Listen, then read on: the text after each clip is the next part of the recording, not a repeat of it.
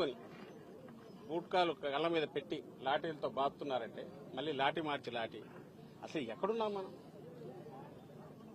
ఇదంతా దేని ఫలితం అంటే ఏడాది క్రితం వచ్చిన వీళ్ళ రెడ్ బుక్ పాలన ఫలితం. నిన్న చూశాను, అసలు ఎక్కడున్నామో కూడా అర్థం కాలే. ఈ జిల్లాలో కావలిలో ఎక్కడో ఏదో స్టేజ్ మీద మొత్తం బట్టలు లేకుండా డాన్స్ చేస్తున్నారు. అసలు దానికి ఎక్కడ ఇంతవరకు ఎప్పుడు ఇట్లా జరగల. ఎక్కడన్నా కొండల్లోనో ప్రైవేట్ గెస్ట్ హౌస్లోనో ఎక్కడైనా జరిగితేమని అనుకోవచ్చు.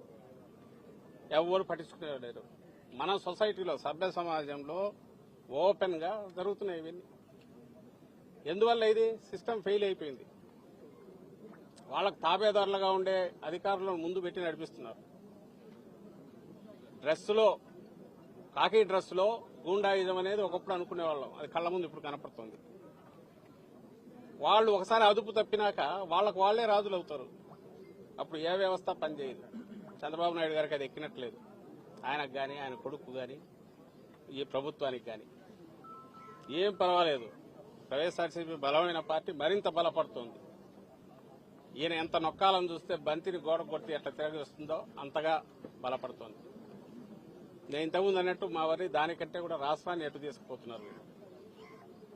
తాము ఈ చెప్పిన ప్రామిస్లు ఏదీ చేయలేక క్వశ్చన్ చేసే వాయిస్ ఎక్కడుంటే అక్కడ దాన్ని నొక్కడానికి, మిగిలిన వాడు ఎవడు గొంతు విప్పకుండా బెదరగొట్టడానికి టెర్రర్ క్రియేట్ చేశారు. ఈ టెర్రర్ను మరింత ప్రచారం చేసి ఎంటైర్ సమాజాన్ని దాన్ని భయపెట్టి అదుపులోకి తెచ్చుకోవడానికి ప్రచార సాధనాలన్నీ ఫుల్ ఉపయోగిస్తున్నారు. ఈ సందట్లో దోపిడీ భయంకరంగా సాగిస్తున్నారు. ఇది ఇప్పుడు జరుగుతున్న 1 year తర్వాత, ఈ పాలన తర్వాత. ఈరోజు కాకాని గోవర్ధన్ రెడ్డి గారు గట్టిగా గొంతు వినిపించే నాయకుడు. ఆయన మీద గురి పెట్టినప్పుడే అనుకున్నాం, ఆయన మాట్లాడుతున్నారు అన్నప్పుడే ఈయన మీద ఒక గురి పెడతారని.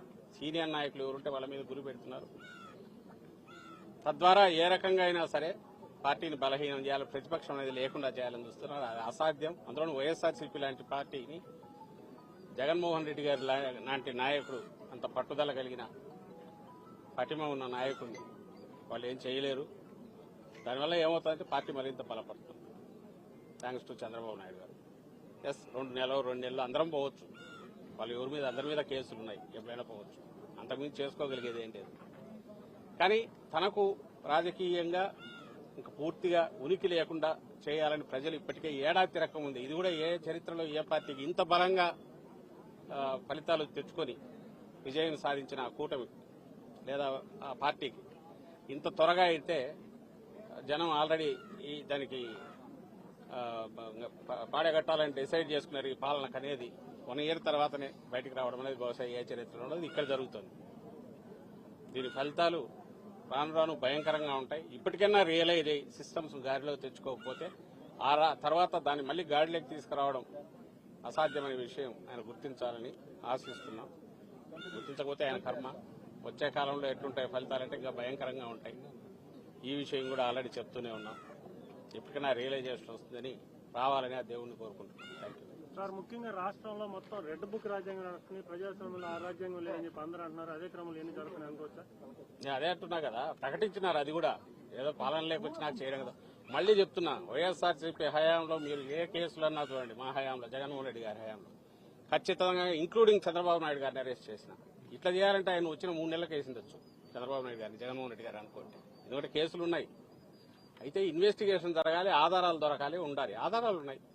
మేం కాదు, సెంట్రల్ గవర్నమెంట్ పెట్టిన కేసులు ఉన్నాయి. ఇన్కమ్ ట్యాక్స్ డిపార్ట్మెంట్, జీఎస్టీ వాళ్ళు పెట్టిన కేసులు ఉన్నాయి. అలాగే మిగిలిన అచ్చెన్నాయుడు మీద పెట్టిన, అంగోడు మీద పెట్టిన ఉంది రికార్డులో. వాళ్ళ సంతకాలు, వాళ్ళవో ఆ స్కామ్ జరిగిందంటే దాంట్లో ఇన్వాల్వ్మెంట్ ఉండడము ఉన్నాయి. ఇట్లా అయితే అసలు ఏమీ ఉండదు. ఏ కేసుకు సంబంధించిన ఆరోపణలు ఉండవు, తయారవుతుంది. లేదా 10 ఏళ్ల క్రితం ఏదో ఉంటుంది. ఆ 10 ఏళ్ల క్రితం ఎవడో ఎక్కడో ఏదో అన్నాడని తెచ్చి